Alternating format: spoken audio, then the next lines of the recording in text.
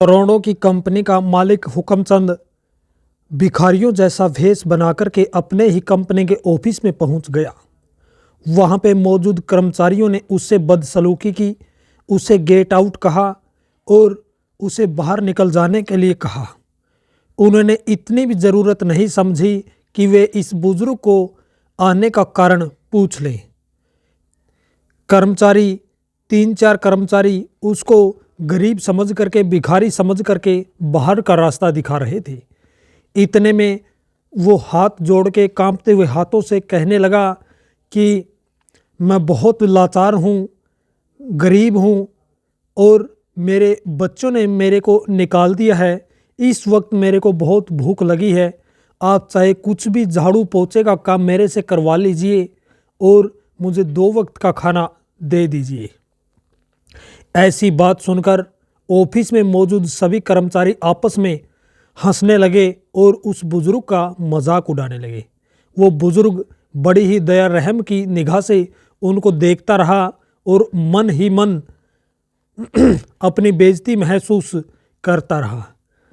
काफ़ी देर हो गई। एक और कर्मचारी वहाँ पे आया और उसने इस बुजुर्ग की ये हालत देखी तो उसने पूछा, ताऊ जी आप कौन हैं?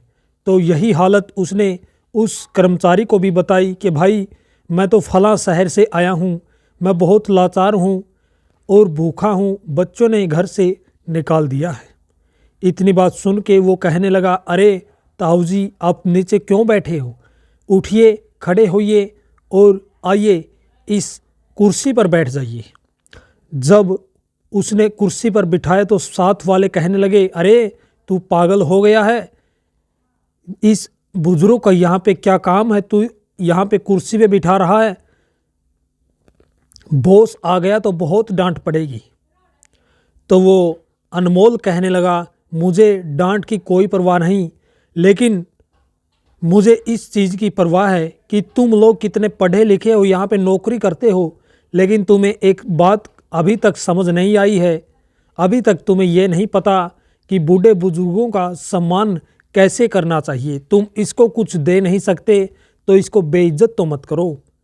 इतनी बात कहा सुनी होने के बाद बॉस भी वहाँ पे आ गया और उसने ये सारा तमाशा देखा। उसके बाद उसने पूछा कि बुजुर्ग कौन है और तुम इसके साथ क्यों बहसबाजी कर रहे हो? तो इतने में कांपते हुए हाथों से हाथ जोड़ते हुए उस बुजुर्ग ने सारी बात उस बॉस को बताई।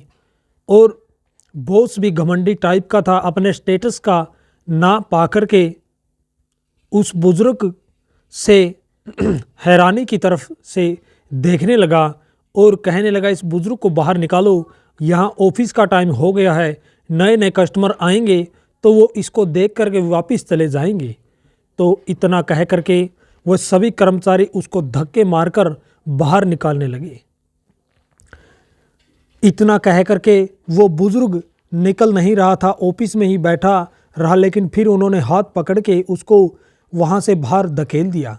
बुजुर्ग काफ़ी उम्र होने के बाद वो उसका सिर आगे दीवार पे जा लगा, लेकिन कुछ नुकसान नहीं हुआ। उसने पलट करके देखा और बोला, तुम सभी की नौकरियां खतरे में है, तुम सब अब आगे का इंतज़ाम देख लेना। इतना सुनकर वो बॉस कहने लगा, अरे ये बुजुर्ग क्या बदसलूकी कर रहा है? यहाँ पे एक तो सुबह सुबह आकर के दिमाग ख़राब कर रहा है और अब कह रहा है कि तुम्हारी नौकरियों का खतरा है, इसको यहाँ से दूर छोड़ के आओ। तो उसको वहाँ से दूर छोड़ने के लिए पकड़ करके वो 3-4 कर्मचारी ले गए।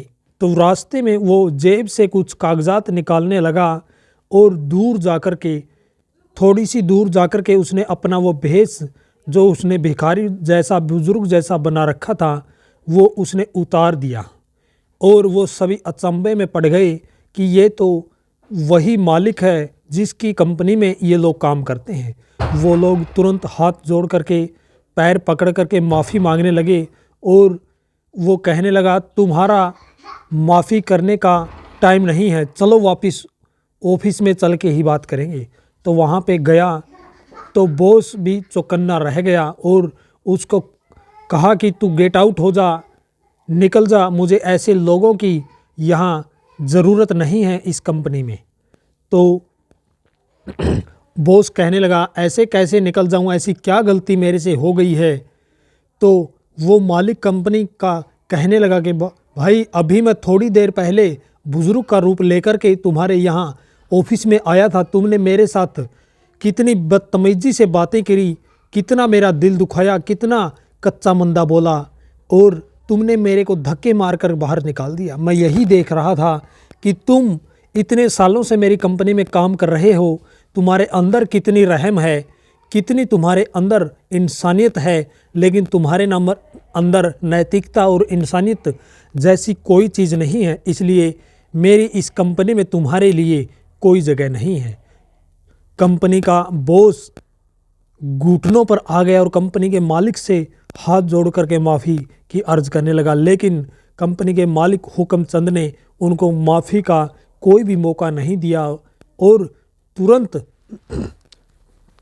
अनमोल को उस कंपनी का मालिक बना दिया, कंपनी का बॉस बना दिया। जो उससे सही तरीके से पेश आ रहा था, जो उससे आने का कारण पूछ रहा था, जो लड़का उसकी इज्जत कर रहा था, उसी लड़के को उसने उसका बॉस बना दिया।